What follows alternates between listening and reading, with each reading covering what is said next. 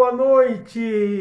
Estamos ao vivo com a nossa live Cleverson Vale e hoje para tratar de um assunto muito importante.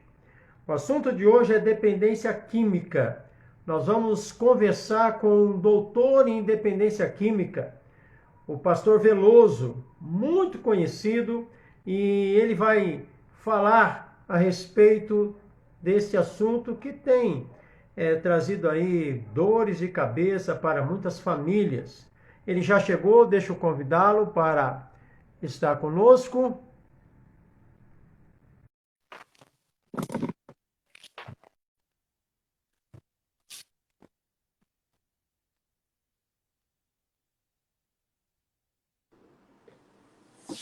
Boa noite, pastor Veloso. Boa noite, estamos juntos aí.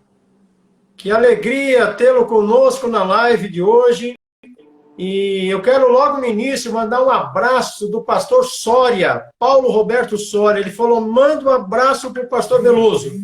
Eu não vou poder assistir, ele está com atividades na igreja do Alto da Moca, e nesse horário ele não vai poder assistir, mas mandou um abração para o senhor, tá bom? Sim, um grande amigo, sou admirador dele. Foi nosso missionário na França. Eu estive lá hospedado 3 dias no seminário onde ele era diretor. Aliás, Que legal. Eu estava vindo do Hagai, em Singapura, na década de 80. Olha aí.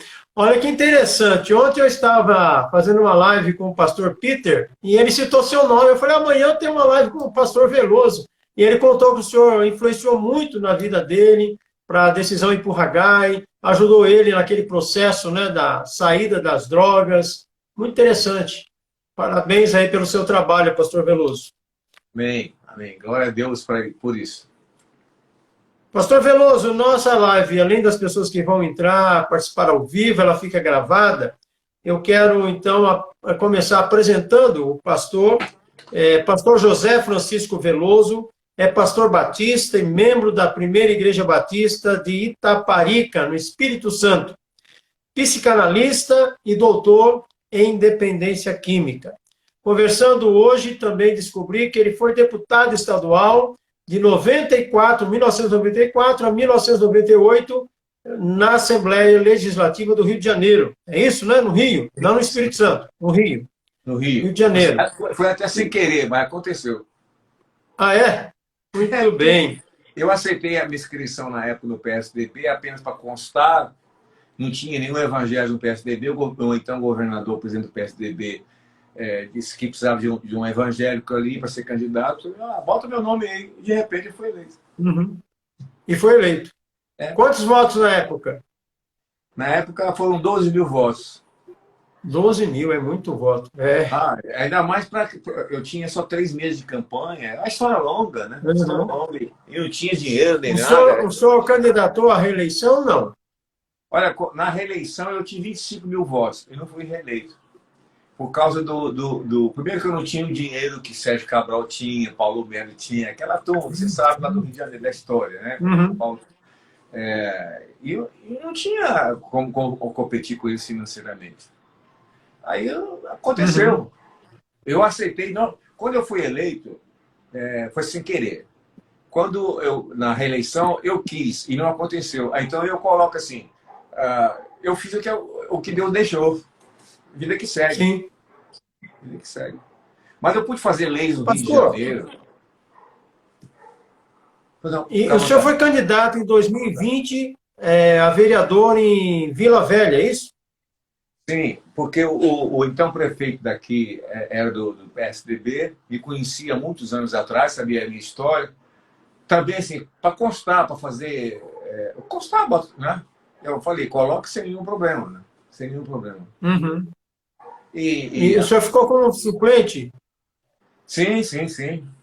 Mas eu não tenho nenhuma aspiração nesse sentido, sabe? Porque uma coisa... A gente vai falar para mim sobre drogas. Uma coisa é você ouvir falar de política e da ação política. Outra coisa é você estar lá dentro vendo as coisas como acontece. E você estando lá dentro vendo as coisas como acontece, você vê também quem é que te colocou lá dentro. Quer dizer, você tem uma visão bem mais ampla. E eu conheci muitas pessoas, né? E também fiquei sabendo a verdade verdadeira de muitas outras pessoas também que depois... Na verdade, quando eu fui eleito com 12 mil votos, e depois que eu estava lá como deputado, se fosse verdade o que todos os pastores de várias denominações disseram que tinham votado em mim, eu teria tido 200 mil votos. Entende? Tem muitas promessas, mas de fato, na prática não acontece, né? Não, Há não. muita frustração, né? E lá você fica sabendo também do passado, do presente de outras pessoas, que você tem um conceito muito alto, você fica sabendo quem é quem, sabe? Tem que saber ter Uhum. habilidade para poder trabalhar com isso, sabe? Trabalhar com isso. Eu aprendi muito. No Rio de Janeiro Pastor, hoje é proibido, no Rio de Janeiro hoje é proibido beber bebida alcoólica em estádio de futebol. Beber, vender e consumir. Lei minha. Tem uhum. várias leis no Rio de A Janeiro. lei, É. a lei que o senhor criou. Uhum. Foi. Parabéns. Pastor Veloso, vamos começar com a primeira pergunta aqui. Aliás, já fiz algumas, mas de fato é agora, para valer. Fala rapidamente para nós como o senhor conheceu a Cristo e como foi o seu chamado para o ministério. Bom, eu era jogador do Atlético Mineiro dos 10 aos 19 anos, em Belo Horizonte. A minha mãe e meu pai não gostavam disso, porque naquela época, esse jogador de futebol era quem não queria estudar, trabalhar, não queria fazer nada na vida, né? Hoje, ser mãe do Ronaldinho, irmão do Ronaldinho, do pai do fulano, né? Do Neymar, é uma maravilha, né? Ser pastor da igreja Uhum. do Neymar, recebendo o dízimo que ele manda, deve ser uma maravilha isso, né? Mas na minha época, ser jogador de futebol é quem não queria trabalhar e estudar. Mas eu queria jogar futebol, eu queria chegar na seleção brasileira. Mas aos 19 anos eu fui pego atrás do vestiário lá do Atlético Mineiro. Já naquela época falava-se que quem tinha um contrato de gaveta, contrato marrom, já era profissional. Eu fui pego fumando um baseadozinho de maconha atrás do vestiário. Ah, na minha época, fumar maconha, ter o carinho de maconheiro na vida, acabava com a carreira. Hoje em dia, tá normal, né? Hoje, lá em Brasília, quase que voltaram lá na Câmara a liberação da maconha no Brasil, né? O plantio e outras coisas mais, né? Mas na minha época, então, Uhum. eu perdi o Atlético Mineiro, perdi a namorada que eu tinha, a minha família me expulsou de casa, tentou me internar no hospício como doido, não conseguiu. Fui morar na favela, só tinha um primário na época, aos 19 anos, e passando dificuldade e humilhações, eu resolvi suicidar numa segunda-feira, 6 horas da tarde, na hora da Ave Maria. Porque eu não estava comendo, não tinha emprego, eu não tinha profissão. Ah, amargurado, eu estava tomando alguns remédios que o pessoal do Pinel lá em Belo Horizonte me deram, porque fizeram exame em mim e descobriram que eu não era doido, mas sim dependente químico. Naquela época eu estava viciado em drogas. Eu ia tomar tudo na segunda-feira. Mas na véspera, a Silva, filha de um primo da minha mãe, me convidou para ir na Igreja Batista da Floresta, em Belo Horizonte. Eu fui porque após o culto ia ter uma Coca-Cola e sanduíche. Eu não fui por causa do vídeo do pastor, eu nunca tinha visto um pastor, não tinha segurado uma Bíblia, eu fui por causa da Coca-Cola e sanduíche. Eu era A sua cabeça. família era evangélica? Pai, Não, mãe, não. não, Só não. a prima, só. Meu nome é José Francisco porque a minha mãe, meu pai queria que eu fosse o padre da família. São José e São Francisco iria me proteger para eu ser o padre da Uhum. família. Porque todos Uhum. os tios, por parte da minha mãe e do meu pai, se orgulham de ter na família um padre ou uma irmã de caridade. E eu fui o cara que eles escolheram para ser o padre. E eu não aceitava aquela coisa de colocar batina, né, não poder casar, jogar futebol. Ou seja, eles tinham bronca também de mim me sair. Bom, aí acontece que eu fui na igreja aquele dia, naquela noite. O pastor pregou uma mensagem que era toda a minha vida, né? E eu falei, quer saber de uma coisa? Eu vou morrer mesmo amanhã, e o cara quer orar por mim, eu vou orar, né? Tudo desajeitado, caído. Quando o pastor acabou de orar, eu estava numa nice. Parecia que eu tinha fumado um baseado desse tamanho, cheirado uma carreirinha enorme, sabe? De um pó. Eu tava... E até hoje eu não lembro da Coca-Cola sanduíche. Só sei que algo começou a acontecer na minha vida, a juventude daquela igreja, da igreja da Lagoinha, a primeira presbiteriana também se juntaram para me ajudar, pagaram o supletivo para mim, reformaram o meu barraco, passaram a me dar ao café da manhã, almoço, janta. E eu comecei a ver, então, que você podia ser feliz sem usar drogas, né? E eu acabei, então, mudando a minha vida. E um dia, já trabalhando no Colégio Militar em Belo Horizonte, meu cunhado era sargento, né? Ele conseguiu um emprego para mim, e eu comecei a trabalhar, mas aí veio a chamada do ministério. E eu sou de uma geração que você, para ir para o seminário, você não tinha como você trabalhar e fazer seminário. Porque o curso era de manhã e noite, né? À tarde era para estudar e outras coisas. Então, era interno, né? E eu fui. Não foi fácil, porque aí, se a minha mãe e meu pai não gostavam de mim, o fato de eu ser pastor, aí que acabou tudo mesmo. Eu fui deserdado oficialmente pelos meus pais. Eu me formei, eles não foram na minha formatura. Eu me casei, eles não foram no meu casamento. Minha filha nasceu, eles não quiseram nem saber. Mas quando me viram no Flávio Cavalcante, não sei se você se lembra, TV Tupi, dando entrevista ao vivo lá, eu virei herói. Depois me viram no Fantástico, no Silvio Santos. Pô, o filho deles agora é um espetáculo, né? Aí começou a reaproximar e tudo e tal. E a minha mãe, antes de morrer, meses antes de morrer, ela disse para mim assim, não conta para os seus irmãos, não. Mas você é o melhor filho que eu tenho. Bom, eu já estava em Três Rios, Rio de Janeiro, como pastor, uma cidade pequena, muito difícil. Mas o meu alvo era trabalhar com dependentes químicos, né? E fui pastorear uma igreja pequena e comecei a levar para a igreja homossexuais viciados em drogas, né? Dependentes químicos, prostitutas, ex-presidiários. E eu sou daquela geração que a denominação batista do Brasil não aceitava essas pessoas. Inclusive, eu fui chamado como pastor, eu fui chamado da comissão de ética 2 vezes para explicar por que eu estava andando de madrugada, carregando essas pessoas no meu carro. Por que eu fazia isso? Né? Não fui excluído da ordem, mas eu tive que explicar isso. Né? Por que você vai pelas ruas becos e valados? Né? Por que você vai fazer isso? Uhum. Olha, aí a igreja também, 1 ano e meio depois, eu já estava lá, a igreja chegou perto de mim e disse para mim, ou nós ou eles. Eu escolhi eles. E aí foi A própria igreja fez isso? Foi. As igrejas, a Cristolândia, que é uma bênção hoje na Convenção Batista Brasileira, ela tem 10 anos. Eu estou falando um negócio de 44 anos atrás. A denominação levou mais de 30 anos para poder aceitar esse trabalho. Sabe? Aí começou. Eu cheguei na seleção brasileira como capelão na Copa do Mundo de 78. Quer dizer, eu não cheguei como pastor, mas é uma história longa também. Né? Ali eu conheci Zico, conheci Rivelino, que me ajudaram muito com camisa, o Roberto, que depois foi meu colega como deputado. Ele se emocionou muito no dia que eu contei isso para ele. Né? Conheci o Pelé, ajudei o Pelé várias vezes, nos tornamos amigos. Né? Ele ministro em Brasília e eu deputado no Rio de Janeiro. Ou seja, aquele cara que foi expulso de casa, que era considerado marginal, que não tinha jeito nem nada, e de repente, olha aí o cara aí. Quer dizer, para eles, para os meus irmãos, meus pais ainda vivos naquela época, era um espanto, né?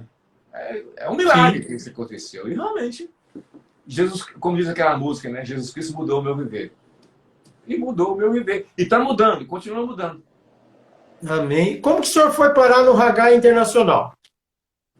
Olha, na época, quem trabalhava no Hagai era o hoje pastor preteriano lá no sul de Minas Gerais, que foi até diretor da MPC em Belo Horizonte. Eu já me lembro dele. Aliás, ele também, na época, ele também, não só trabalhou no Hagai, mas também ele foi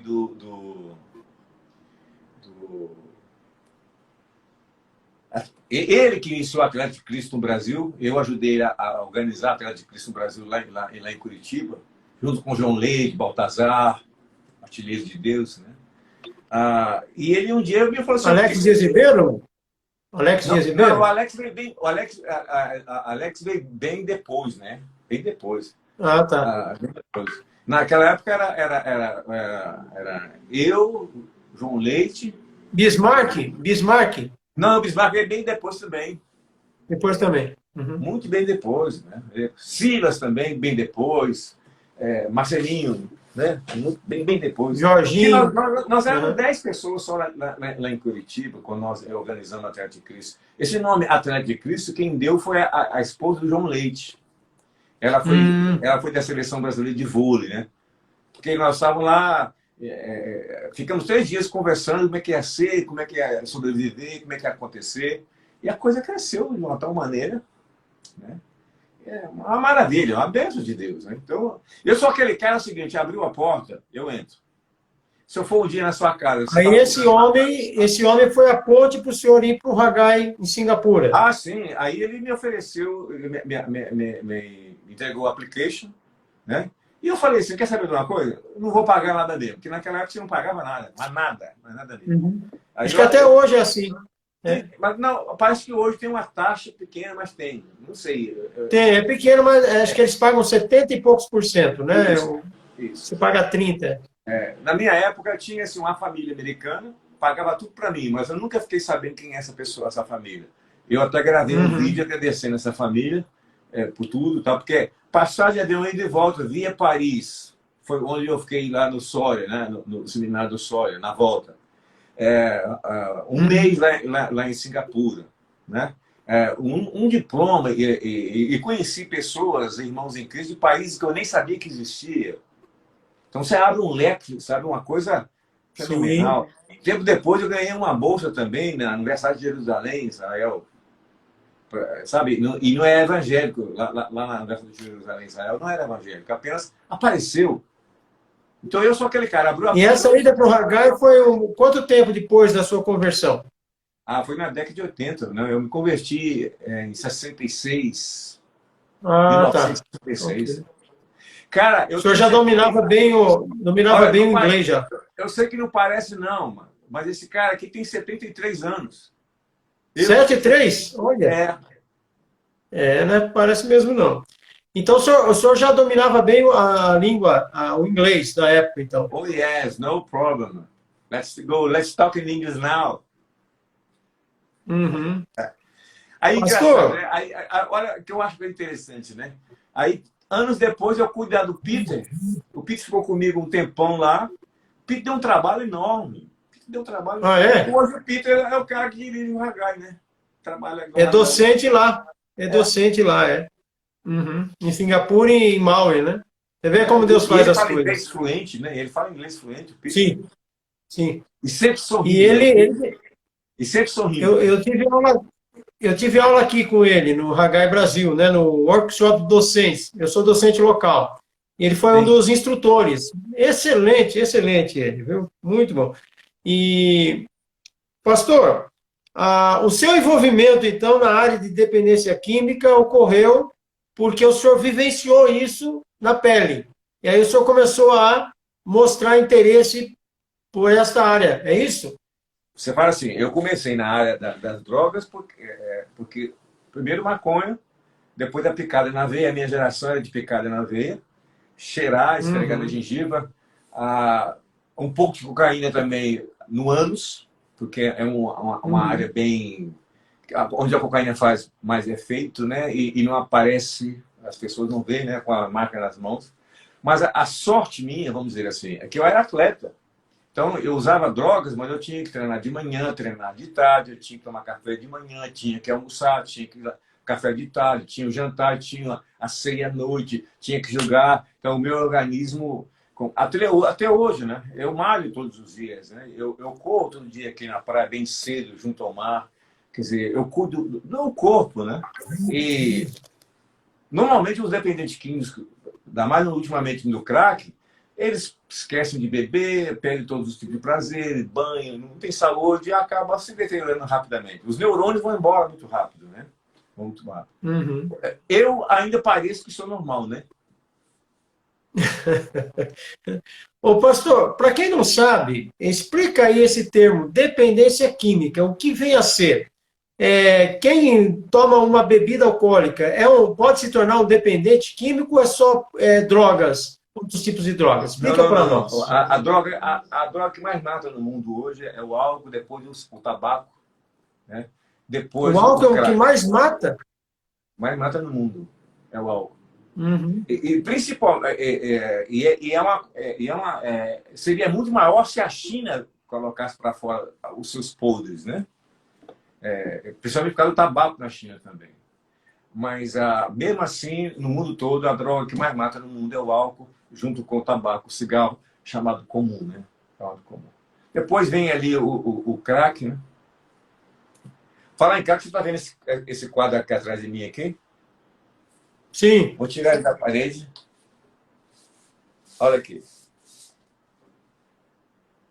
É uma cruz feita de cachimbos. Note que aqui embaixo, aqui, ó, esse cachimbo pequenininho, feito de uma bala de um revólver. Isso é o seguinte, Bala de revólver. Alguns anos atrás, lá no meu consultório, aqui em Vila Velha, o dependente químico, normalmente, ele se vira para arranjar dinheiro para comprar droga, para pagar o psicanalista, ele não tem dinheiro para pagar. Então, eu me lembro que o primeiro cachimbo que eu pedi foi esse aqui. Estava no bolso do rapaz. E não sei se você sabe, quando você pede ao dependente químico o cachimbo, é como se cortasse um dedo dele. Para desfazer disso é muito difícil. Então, aí eu comecei a pedir os outros pacientes. Aqui nesse quadro você vai encontrar cachimbos de várias partes da sociedade. Tem 2 cachimbos de madeira aqui, muito bem feitos, de um casal de dentistas ricos. Tem outros cachimbos feitos de alumínio, de tampo de garrafa PET. Ou seja, o crack hoje está em toda a área da sociedade, né? Aí eu fui Quer dizer que classe alta, média e baixa, todos usam. Há dependentes químicos em todas as classes sociais. Sim, e nessa época, de 1 ano e meio para cá, por causa da pandemia, o delivery cresceu muito, sabe? As drogas não caiu, pelo contrário, voltou, aumentou, e o álcool também aumentou muito, né? No sistema delivery. Mas eu fui juntando esses cachimbos na minha gaveta, e um dia, quando eu abri a gaveta lá, estava fedendo, mau cheiro, horroroso.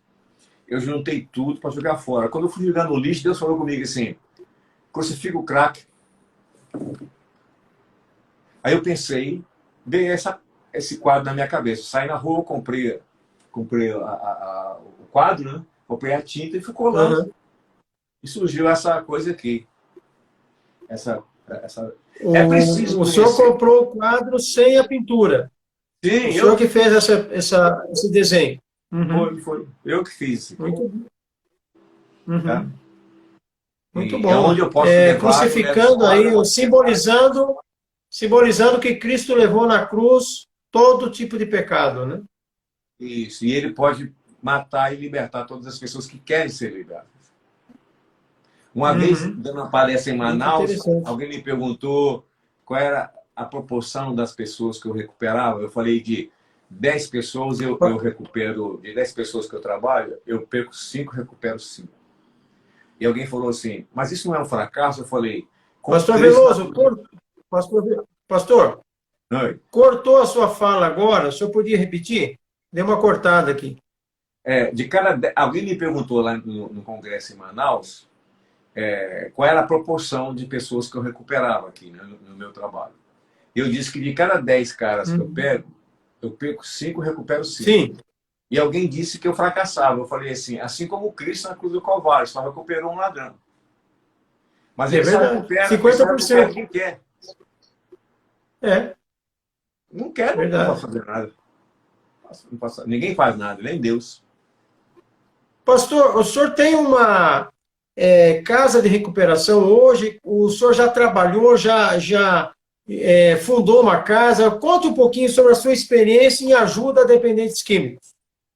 Quando eu fui ser pastor em 3 dias e fiquei sem a igreja, eu lia sobre David Wilkerson, nos Estados Unidos.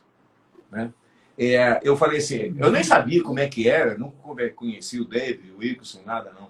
Eu vou fazer um negócio como ele faz, montar um sítio, montar um centro de recuperação. E naquela época era só oração, Bíblia, mais nada. E eu comecei a orar e aquela coisa, eu oro, mas eu vou atrás, né? Lá em Isaías, eu até preguei isso ontem, né? Isaías diz lá que Deus falando com ele assim, você vai fazer, mas eu vou estar com você. A gente faz. Então eu comecei a correr atrás e consegui um sítio lá em Paraíba do Sul, que é pertinho de Três Rios. Era um grupo escolar que tinha sido construído pela prefeitura, que não deu certo, e o dono do terreno era um turco. Eles estavam brigando na justiça. Aí eu entrei com uma ação conciliatória, um me daria o prédio, o outro me daria o terreno, e eu construí o Projeto Amor. Aí vem o Bismarck, o Jorginho da seleção brasileira. Aí vieram o Zico, então, que é meu amigo, o Zico me dava 15 camisas autografadas, eu vendia para flamenguista naquela época por 10 mil, tipo assim, quase 10 mil dólares, porque era R$ 1, $1, né? E aquilo foi isso que eu fui fazendo, né? Aí quando eu comecei a aparecer na Rádio Globo, na TV Globo, no Fantástico, aí a denominação começou, esse cara é sério, né? Esse cara é gente boa. Aí começou a abrir as portas e, graças a Deus, o nosso ministério lá em Três Rios começou assim. Eu montei o Centro de Recuperação em 1974. Sabe? 74. E naquela época, eu tive processo, inquérito de promotor, de delegado de polícia. Eu não tive problema com o tráfico, engraçado, né? Os traficantes não criavam caso comigo. Mas essas pessoas achavam que eu montava uma quadrilha e soltava o pessoal de madrugada para roubar. Sabe? Até que tempo depois começaram a ver que não era bem isso. Aí eu passei a ter grandes amigos no mundo chamado incrédulo, que passaram a me ajudar financeiramente, dar apoio em todos os sentidos. Como eu falei, jogador da seleção brasileira, né? Capitão Cláudio Coutinho, naquela época, técnico da seleção brasileira. Enfim, eu fui nomeado capelão da seleção brasileira pela Sociedade Bíblica do Brasil, através das mãos do reverendo Benedito Quintanilha, que era o diretor da Sociedade Bíblica do Brasil lá no Rio de Janeiro e região, né? Porque ele me viu na televisão, me viu também segurando a camisa do Rivelino, autografado por todos os jogadores. Quer dizer, uma coisa puxou, levou a outra. O meu sonho de chegar à seleção brasileira como jogador não aconteceu, mas eu cheguei lá como pastor. E o primeiro, E o primeiro a entrar numa seleção brasileira, pastor. Aqui foi uma manchete dos jornais do Rio de Janeiro, e a Rádio Globo naquela época mandava no Rio de Janeiro também, sabe? Programa de televisão. De repente, Silvio Santos, me liga do Rio de São Paulo, manda ônibus para mim, eu levar a minha turma lá. Enfim, e as coisas foram abrindo as portas. E eu te falei, né? Eu sou aquele cara que, se um dia eu for na sua casa, você falar assim, Veloso, fica à vontade, de repente você vai me ver abrir a geladeira. Mas se você falar comigo, Veloso, fica à vontade, só que na sala, eu não saio da sala, não. Eu conheço os meus limites. Entendeu? Então, mas eu sou esse cara. E hoje essa casa de recuperação continua lá ou o senhor transferiu para Vila Velha? Olha, não, eu não transferi nada, porque, veja bem, o que eu fazia com 25 anos de idade, 30 anos de idade, é uma coisa. Hoje, aos 73, apesar de manter o vigor, não estar velho, eu não sou mais daquele cara. Então, eu tive que, apesar do imóvel lá ser meu, tudo lá ser meu, eu que paguei, eu que arranjei, tudo não pertence a ninguém. Eu repassei aqui para outras pessoas e eu não quero nem notícia, eu não quero, nem quero ir lá, porque dói aqui. Então, não vou mexer com isso. Aí, hoje não, há 15 anos atrás, eu me doutorei nisso. Aqui no Espírito Santo existem só 2 doutores nessa época, nessa área. Eu faço esse trabalho e eu quero, inclusive aproveitando a audiência do seu programa aqui, aliás, desafiando você também, o que eu quero antes de morrer é dar um curso de psicanálise e independência química, tipo 3 dias.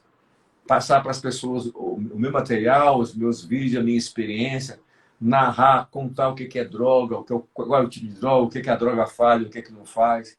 Explicar. Se der tempo, eu vou explicar para você ainda hoje aqui. Por que essa droga chama crack? Por que tem esse nome? Se crack é a droga mais difícil que tem. E aí vai.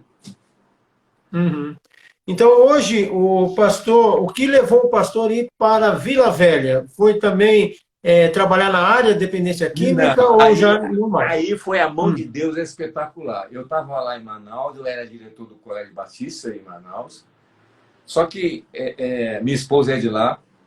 Só que a gente que é do Sul, morar em Manaus é muito difícil, porque você não mora em Manaus, você mora no ar-condicionado em Manaus, né? Faculdade, colégio com ar-condicionado, faculdade no ar-condicionado, casa da gente com ar-condicionado, cozinha com ar-condicionado, carro com ar-condicionado. Raramente eu corria na beira do rio lá fazer academia, uma coisa assim. Tudo ar-condicionado, né? E eu já estava lá, um tanto quanto cansado daquela daquela coisa, quando o Sérgio Cabral, governador do Rio de Janeiro, reeleito, foi meu colega deputado, confiava em mim na minha área de dependência química, me convidou para ir para o Rio Uhum. para pra trabalhar com ele nessa área, de uma secretaria na área de dependência química. Eu a princípio, aceitei, peguei uma maleta minha e fui ao Rio, mas passei aqui em Vila Velha antes para estar com um amigo meu, me hospedei no apartamento dele e fomos dar uma volta na cidade, porque eu já conhecia isso aqui, só passear. Aí parou um carro preto, dessa de dentro um senhor, Pastor Veloso, como é que foi o senhor? Eu não lembrava de quem era. Ele foi meu aluno aqui, foi da Igreja Batista, me reconheceu, batendo papo, tudo, ele falou assim, o que você está fazendo aqui? Quando eu contei para ele que eu estava indo para o Rio para fazer isso, assim, assim, assim, ele falou, não, o senhor vai ficar aqui comigo, na prefeitura, eu vou te dar um cargo, eu vou te pagar mais do que ele vai pagar, o senhor vai ficar comigo aqui. Foi de Deus, né, Uhum. cara? Porque se eu fosse trabalhar com o Sérgio numa da secretaria, sei lá, Sérgio está preso. Talvez o. Sérgio está preso. Sérgio tá preso numa penitenciária que ele construiu. Olha aí. Então, o senhor foi trabalhar na Secretaria Criaram uma Antidrogas secretaria, em Vila Velha. criaram uma secretaria para isso. E Que eu estou legal. hoje, há 11 anos, no mesmo apartamento que eu me hospedei. Só de passagem. Olha só. Então, o senhor atuou até que ano na Secretaria? Qual o Aí, período? aí eu fui com ele, fiquei 4 anos com esse prefeito. Depois ele não foi, Uhum. ele foi eleito deputado federal, foi eleito um outro que ficou, foi uma lástima, nem me lembro o nome dele. Depois entrou o antigo prefeito, que eu fiquei com ele nos meus 4 anos, que deixei o ano passado. Né? Ano passado. Ok. Agora, eu fiquei assim, muito ligado ao pessoal da prefeitura. Ontem mesmo, um pastor aqui, que o filho dele é um médico empresário, estava com um problema lá na prefeitura e me perguntou se eu não podia dar um jeito. Eu falei assim, vou ver o que eu posso fazer. Eu fui lá, em meia hora eu consegui tudo para o rapaz, que ele não consegue há meses. Então, Uhum. quer dizer, a nossa influência, né, como cristãos, as pessoas leem as suas atitudes. Né? As pessoas não ouvem só o que você fala, elas também ouvem a maneira como você se comporta. Então, É eu verdade. abri portas e, em nome de Jesus, essas portas continuam abertas. Isso é bom, isso é importante, né? Quanto E tempo eu manter tenho com abertas você? as portas. Quanto tempo eu tenho com você aqui? Que eu queria te falar Nós um negócio. temos, nós temos mais 22 minutos. Então, vamos lá. Vamos lá. Porque provavelmente, não sei qual eu vou ter essa oportunidade. Você sabe o que é isso aqui? É um tênis. É um tênis. Só que ele é feito de Uhum. maconha. É mesmo? É. Esse tênis, eu era deputado no Rio de Janeiro em 97 e eu fui no Shopping Rio Sul e, de um sábado de manhã, havia lá as 3 lojas do segundo andar com filas, sabe? E as outras lojas fechadas. O psicanalista, ele é curioso, né? E a gente trabalha com detalhes. E essas lojas estavam com esses tênis lá de pendurados nas vitrines, né? E eu comecei a olhar, é um tênis feio, né? Só que aqui tem uma etiquetazinha preta, escrita assim, hemp. Né? Hemp é maconha forte, da boa, né? Europeia.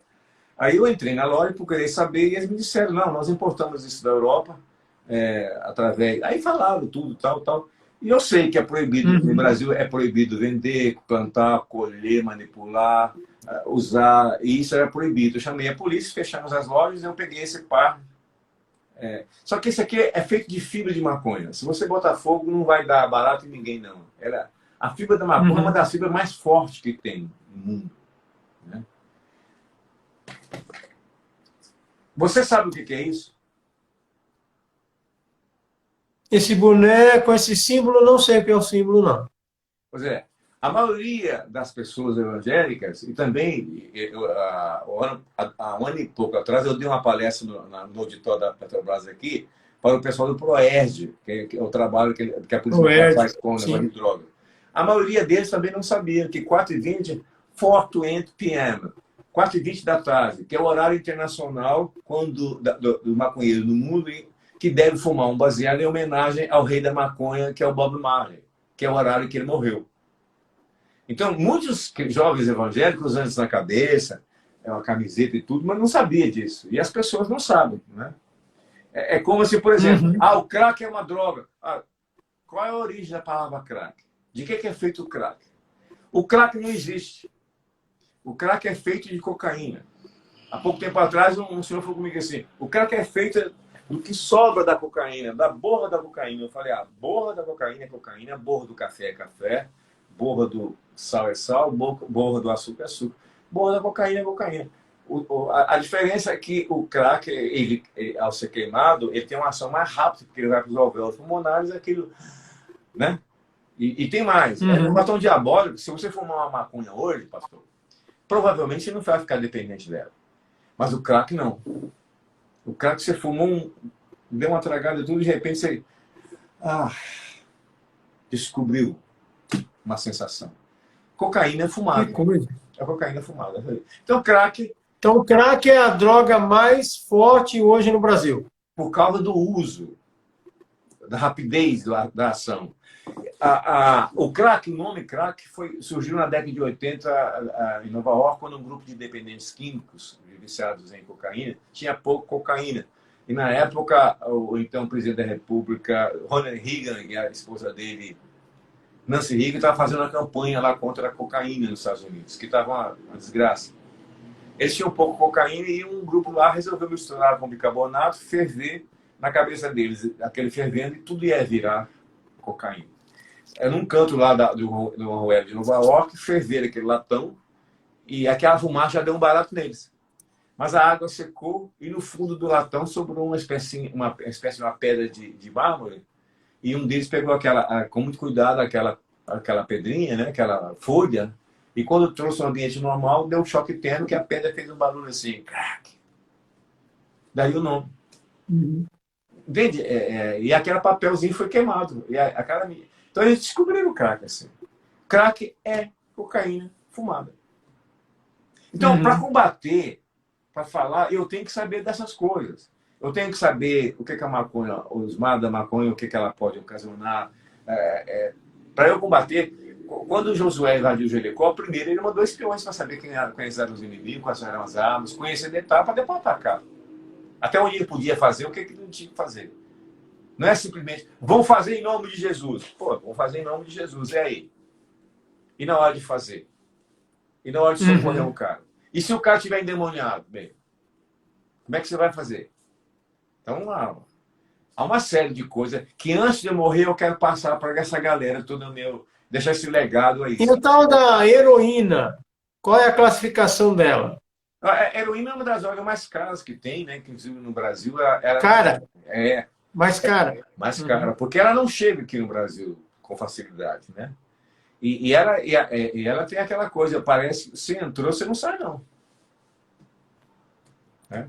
O tal do êxtase também é coisa mais recente, né? Ela é mais recente. Mas também é cara. Ele é recente, mas é da época daquele cantor lá do Rio de Janeiro, que morreu com HIV. Cazuza? Cazuza. Ele tem uma música, ele fala do mundo êxtase, ele faz uma alusão sobre isso, né? E ele morreu por causa do homossexualismo dele, do HIV, e também de picado na vida que ele levava, né? Mas dizem que antes de morrer, ele aceitou Jesus como Salvador. A fé dele era evangélica. Que bênção. Eu não sabia disso. Pastor Veloso, como que os pais devem agir quando descobrem que o filho se tornou dependente de drogas? Qual deve ser o papel dos pais para ajudar o filho a sair, a se libertar disso? Hoje eu conversando com a mãe que levou o filho dela para mim lá, eu falei assim, por que a senhora levou 20 anos para me procurar? Se há 20 anos a senhora sabia que o seu filho estava começando a usar drogas. Não, mas ele só usava maconha. Graças a Deus, ele só fumava maconha. Eu falei, como é que é, senhora? Entende? Graças a Deus, só fumava maconha. Então, hoje ele fuma crack e a senhora, ele roubou em casa e tal. Então, a senhora não sabe o que fazer. Ele já foi preso, tudo, a senhora quer minha ajuda. Quer dizer, deixa arrebentar tudo. Não, é o seguinte, começou a desconfiar. E como é que um pai e uma mãe descobrem que o filho está usando drogas? Os olhos vermelhos, óculos escuros de noite, um tique-tique nervoso que ele não tinha, um corrimento nasal que ele não tinha também, trocando a noite pelo dia. Ou ele passa a comer muito, ou ele come pouco. Ou ele está comendo muito doce. Quem come muito doce é por causa da maconha. Pequenas mentiras. Você sabe que ele estava ali no vizinho da direita, ele jura que estava aqui na esquerda. Aquele tênis novo que o papai e a mamãe deu, roubaram. Aquela blusa, me tomaram. Né? E os pais também, com medo de enfrentar a situação, vai engolindo isso, até que um dia, quando descobre da cadeia, tem que entrar, vai para um hospício, para um sanatório, uma internação compulsória, que eu sou a favor em alguns casos, feito pelo governo. Por que a gente espera chegar até esse ponto? Se você não sabe trabalhar, pai, mãe, você não sabe trabalhar, peça socorro. Procura um Veloso da vida aí por perto, procura alguém que sabe mexer com isso aí, sabe? Que sabe mexer com isso aí. Peça socorro. A vergonha é não pedir socorro, não pedir ajuda. Eu quero dizer para você o seguinte, 65%, 70% dos meus pacientes hoje são membros de igreja ou foram membros de igreja. Um dos diretores do maior presídio aqui do Espírito Santo, onde tem 10 mil pessoas lá, ele disse para mim, pastor Veloso, 60% dos meus presos lá têm nomes bíblicos. Que coisa! Ele falou, nomes bíblicos. E ele disse para mim, eu quero a sua ajuda lá, não é como pastor não, porque pastor tem 200 lá, evangelista tem um monte, missionário. Eu quero a sua ajuda como doutor lá, sabe? Eu quero abordar isso com eles de uma maneira diferente. Porque não basta simplesmente, como ele falou, passar azeite na cabeça, fazer uma oração, ajoelhar com os caras. Não, e aí? E depois? Como é que fica? O Jesus que fazia... Agora, qual a idade os filhos começam a usar droga a partir dos 11, dos 12? Qual a idade da sua experiência? Hoje estão começando com 7 ou 8 anos. 7? Eu te mandei um vídeo, não mandei? Sim, é muito criança ali, né? Você viu a idade das crianças ali? Sim. Então hoje, 7 ou 8 anos. 7 ou 8 anos. Isso é algo dos anos 90 para cá, ou já na sua época já tinha crianças não. envolvidas? Na minha época, você fala lá em Belo Horizonte? Sim. Não, criança sim. não tinha, não. Criança não. Porque também naquela época o tráfico era muito perseguido, né, pela polícia. Era bastante. Né? Hoje o tráfico manda em muita parte da sociedade. Eu me lembro uma vez conversando com um coronel, comandante da polícia do Rio de Janeiro, que tinha acabado de vir de uma batida que ele tinha feito lá, e ele disse para mim assim, doutor, vamos dar graças a Deus o crime no Rio não ser organizado. Porque se eles fossem organizados, eles tomavam o poder todo do Rio. A sorte nossa é que eles brigam entre eles. Então vamos agradecer a Deus deles não serem organizados. Ou seja, e mesmo assim, o tráfico está em toda a área da sociedade, cara. Eles financiam deputados, eles financiam senadores, eles financiam um monte de gente. Que coisa! Poxa. Você não viu você não viu em Brasília há pouco tempo atrás, o ministro Marco Aurélio botou na rua um dos maiores traficantes do Brasil e o cara, ao sair na rua, sumiu do país, cara? Não é fácil, não. E a igreja, pastor Veloso, como a igreja deve agir para ajudar as famílias que passam por essa situação de forma prática? Agir despudoradamente. Sabe? Despudoradamente.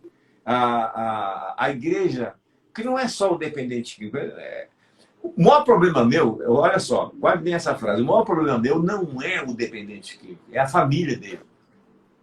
A família dele me dá mais trabalho do que ele. Porque há uma história de família por detrás de tudo isso. Que levou esse cara a estar usando drogas. Sabe?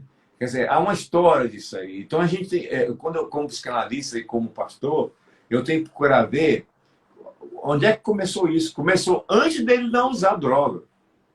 Sabe? Então, a família influencia para o jovem entrar nesse caminho muitas vezes. Sim. Olha, tem colegas nossos pastores que se dedicam demais à igreja, dedicam demais às associações batistas, no nosso caso, e convenções, E esquece a esposa e os filhos em casa. Né? Quer dizer, não, primeiro a família, cara. Primeiro os filhos. Sim. Né? Jesus disse, ama o teu próximo como a ti mesmo. Para eu gostar dessa galera toda, eles têm que ver que eu gosto de mim, que eu sou um cara. Amanhã vem um cara de tarde aqui comigo, ele está largando as drogas, ele vai estar comigo, ele vai caminhar comigo na praia e vai me filmar malhando na academia. Olha aí. Sabe, eu estou fazendo esse trabalho com ele. E esse Gilda, muito importante para fazer isso com o doutor Veloso, o pastor Veloso, sabe? Estou mostrando para ele outros valores da vida. Outros valores da vida. Uhum. Então, Então a igreja pode ajudar, né? Agora, mas aí é o seguinte, ela tem que ser preparada. É isso que eu quero fazer com os pastores. Uhum. Eu vou falar uma coisa aqui, tá? Você não tem nenhum compromisso que eu vou falar, não. Na Convenção Batista nossa em Natal, eu cheguei perto do nosso presidente eleito e falei com ele assim, vamos fazer algo de prevenção na convenção lá de Goiás? Vamos fazer assim, assim, assim, assim? Vamos. Procurei, então, também o presidente eleito da Convenção Batista Brasileira e fiz a mesma proposta. Vamos. Chegou na convenção lá em Goiânia. Nem oração silenciosa teve. Então, você quer falar de escatologia, você quer falar de isso, mas aquilo. Mas peraí, as famílias, as pessoas estão vivendo num mundo de podridão. E isso está entrando dentro das igrejas. Sabe? Isso aí, pastores estão usando drogas. Pastores estão bebendo. Tem um pastor aqui da minha região que foi afastado do ministério porque pegaram ele com drogas. Aí é o seguinte, cara, então a gente não pode fingir que isso não existe. Isso. Sim, sim. Essas coisas existem, a gente tem que ser sábio ao tratar, e quando eu falo despodoradamente, é o seguinte, isso existe, você não pode continuar fingindo que não existe. Né? Então, na sua opinião, a nossa denominação ela tem feito muito pouco nesse sentido, né? Não, nos últimos anos na Cristolândia, ok. Né? Mas tem 10 anos, cara. A nossa denominação tem mais de 100 anos. Eu, nessa área, tenho 44. Por que fica esperando? No ano que vem, nós vamos nomear uma comissão para fazer estudo, para você fazer um levantamento. O tráfico não faz. O tráfico faz diferente. Eu te mostrei o vídeo do cara distribuindo maconha para os meninos lá, cara. Ensinando como é que fuma. Então, enquanto eu estou estudando, vou pensar, quem sabe, talvez. E eu estou falando isso há mais de 40 anos, cara. Porque quando criar um GT, né? Um grupo de trabalho. Pelo amor de Deus. Eu tava em Curitiba não, em Campinas, fazendo uma palestra lá. Naquela época, série de conferências, de quinta a sábado, né? E era também uma época que eu vendia meus livros, que eu vendia as camisas que a gente produzia, tudo para arranjar dinheiro. Quando eu chego lá no dia, no Projeto Amor, vamos começar o culto, quando eu voltei lá de Campinas, começamos a cantar. O Peter era um deles. Dos 35 internos, 25 vieram das igrejas. Eu fiquei chocado, né? Então, tipo assim, vieram das igrejas e eu vou dar a eles um remédio que eles já tomavam? Né? Haja paciência, né? Haja paciência. Aí, então, eu fui estudar, fazer psicanálise, me doutorar, porque tem que haver um outro tipo de abordagem. O que eu quero é fazer com um pastor da sua idade ou mais novo, nos seminários, dar cursos para isso. Porque quando eles saírem do seminário, eles vão encarar esse mundo assim. Eles vão encarar esse mundo assim. O governo brasileiro lançou, o senhor deve saber, o SENAD, né? Secretaria Nacional de Dependência de Droga, um curso. Eu fiz esse curso, muito bom. Depois a gente recebe uma apostila enorme e um certificado, ajudando as instituições religiosas a trabalhar com esse tipo de situação. E agora, muito poucos mostram interesse, né, nesses cursos, e é gratuito. Né? Agora, isso vem muito deles também, que está mudando agora com o trabalho da ministra Damares, que me chamou lá o ano passado para conversar. Eu fiquei com ela 3 horas no gabinete dela. E ele é muito crente mesmo, e ela tem uma visão mais ou menos igual a mim, no sentido escrachada mesmo, vamos fazer a coisa funcionar.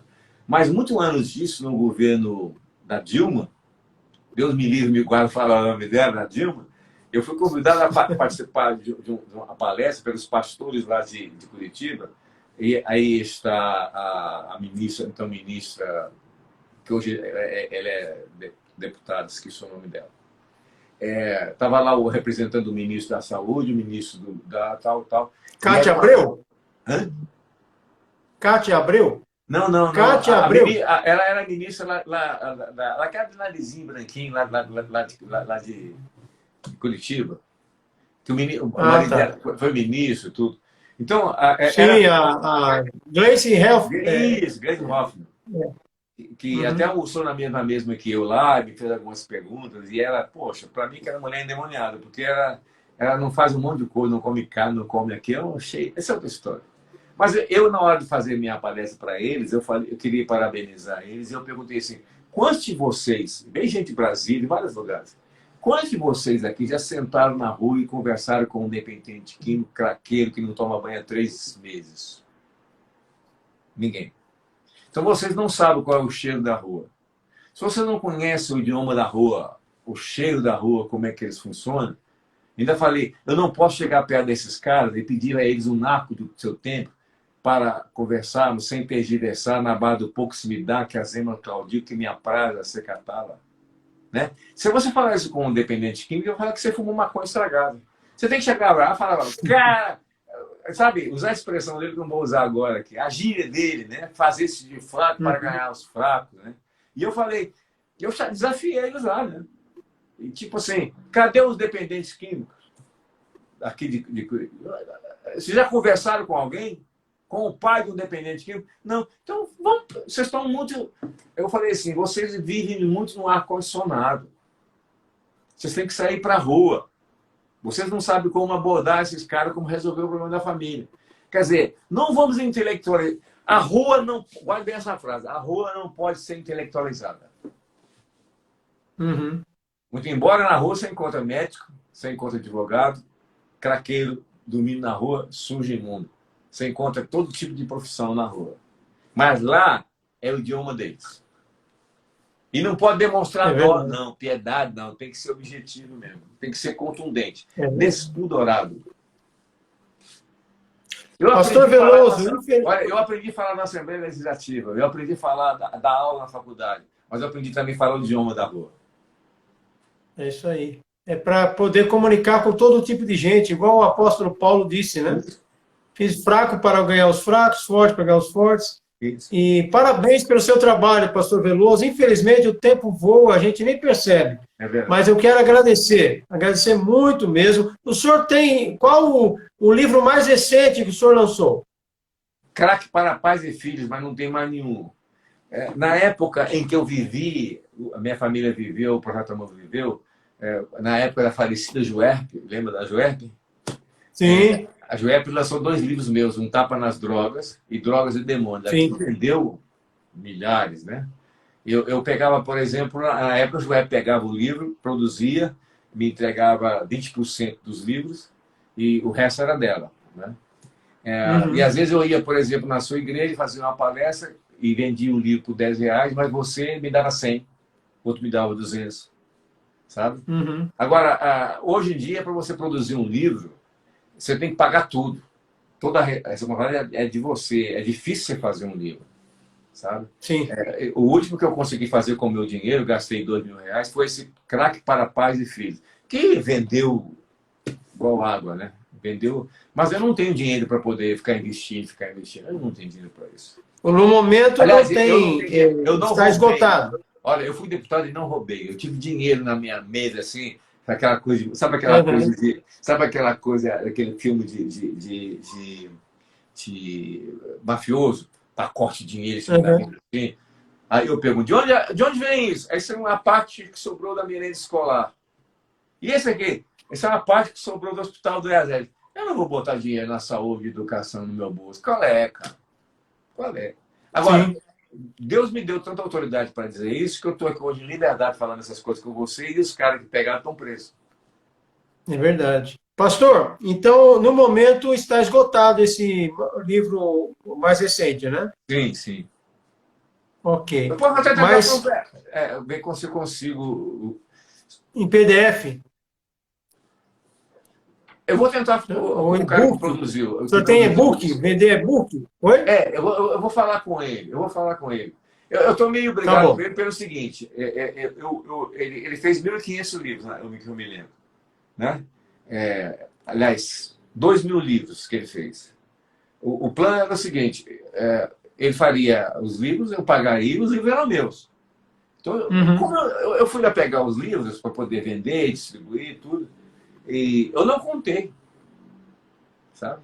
Tempos depois eu voltei lá, e um funcionário disse, não, tem mais uns livros aqui que é do senhor. Eu peguei e levei. Aí o Uhum. dono lá da editora me deu uma bronca, porque aqueles livros não Uhum. eram meus, eram dele. Mas aí você não pode vender uma coisa que é minha. Sim, sim. É Aí verdade. eu briguei com ele. Vamos ver se eu consigo refazer. Até porque ele é evangélico. Eu vou tentar, Uhum. se ele consegue refazer. Pastor, nós temos alguns minutinhos, senão a live vai cair aqui. Eu não quero perder esse conteúdo. O senhor pode fazer uma oração para encerrar? Posso, vamos lá. Vamos lá.